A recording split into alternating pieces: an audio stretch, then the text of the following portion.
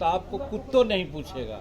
हम उनसे बड़े हैं उम्र में भी, पहले डिग्री हासिल किया है, पहले हम विधायक हुए हैं। तो अगर तुम ताम कहते हैं तो मैं तो कमर समझता हूँ कि या तो उनका एरोगेसी बोलता है, या पागलपन बोलता है, या नहीं तो उनका संस्कार जो गलत है वो बोलता है।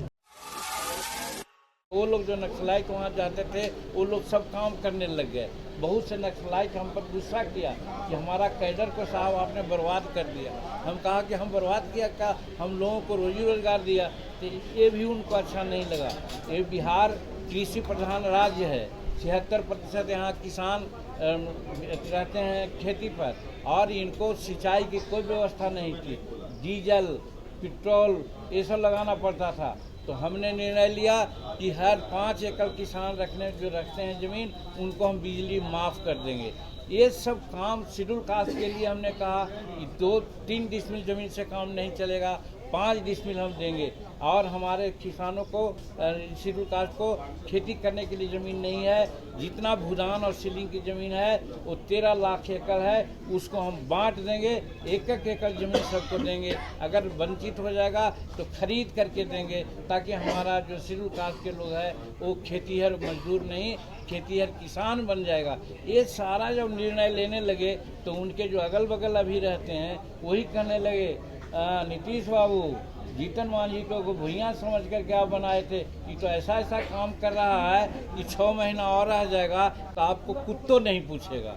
बस लड़ाई चली वहीं से, और इधर उधर करने लगे, और फिर उसके बाद हमको रिजाइन करना पड़ा। तो वो हमको अपना स्वभाव से चीफ मिनिस्टर नहीं बनाए थे। अगर बनाते तो हम तो अच्छा काम किया। आज भी उनको चैलेंज करते हैं, कहिए कौन गलत काम किया था जिसने आपने कहा कि हट जाइए। और उसमें भी हम कहा था कि अगर वो कहते सीधे कि हट जाओ तो 2005 को याद रखिए आप, हम मंत्री बने थे इनके मंत्रिमंडल में, हमको शिक्षा विभाग दिए थे। लेकिन आप ही लोगों ने कहा कि उनके आपके यहाँ क्या है, तो एक दागी मंत्री आ गया है, और वो तुरंत हमको बुलाए, 1 मिनट नहीं ठहरे हमने इस्तीफा दे दिया था। आप लोग सब जानते होंगे। तो उसी ही वही देते अगर कहते तो। लेकिन ये तो एरोगेंट आदमी कहें कि नहीं इसको हम हटाएंगे कान पकड़ के, और भाई हम हट गए। यही स्थिति है। तो वो हमको बनाए थे स्वाभाविक। और वो जो आज तुम ताम कहते हैं तो तुम ताम कहते हैं तो उनका संस्कार क्या है। हम उनसे बड़े हैं उम्र में भी, पहले डिग्री हासिल किया है, पहले हम विधायक हुए हैं। तो अगर तुम ताम कहते हैं तो मैं तो कमर समझता हूँ कि या तो उनका एरोगेसी बोलता है, या पागलपन बोलता है, या नहीं तो उनका संस्कार जो गलत है वो बोलता है। आगे की कार्रवाई आपकी क्या होगी? आगे की कार्रवाई है, सभी लोगों से बात हो रही है।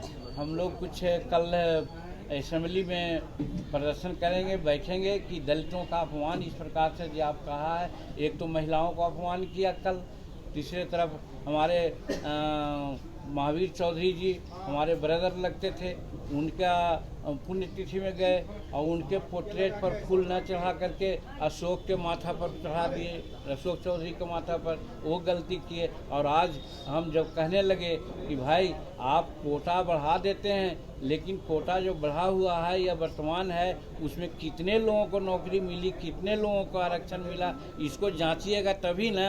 यही कहा तो उनको टिक्की लग गई।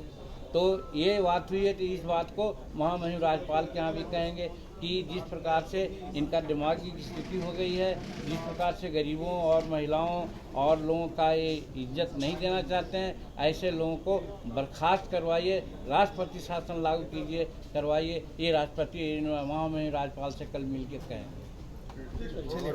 चलिए हो गया बहुत।